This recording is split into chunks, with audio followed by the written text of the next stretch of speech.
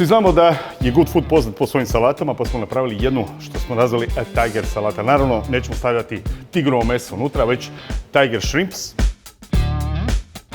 Dakle, imamo ovdje sezonske salate, imamo malo rikule, imamo malo kristalke, crvenog radića i mladog špinata. Zatim stavljamo malo ovako šipka.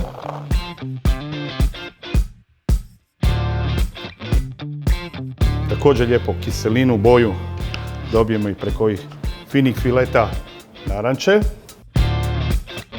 Na sredinu dodamo zvijezdu jela, to jest ove fine Tiger kozice.